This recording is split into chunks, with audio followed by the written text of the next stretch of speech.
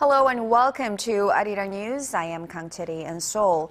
We begin with the latest on the search for the AirAsia plane that went missing on Sunday over Indonesian waters. There have been reports coming in that dozens of bodies as well as pieces of wreckage of this passenger jet have been recovered. And for more, we are joined by Paul Yi from the News Center. Paul, so Indonesian officials have confirmed that they found the crash site of the jetliner.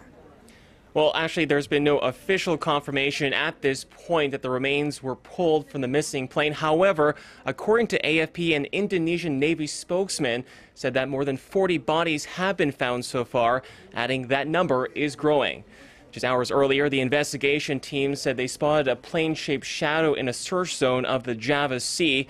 Now, officials are saying there is a very high possibility that the debris is part of AirAsia Flight 8501. Malaysia's head of National Search and Rescue Coordinator puts that likelihood at 95%. Today marks the third day of the international search for the airliner that was carrying 162 people while en route to Singapore. And this is agonizing, to say the least, for the families and friends of the victims, but it's also difficult for Malaysia as a whole. I mean, this is a country that suffered from a number of aviation accidents this year alone. Right, this is the third Malaysia-based jetliner to be involved in an air accident this year. Malaysia Airlines Flight 370 disappeared in March in what has become one of the world's biggest unsolved mysteries in recent years.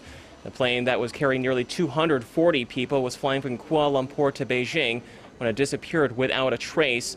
Not a single piece of debris from that plane has been found to this day.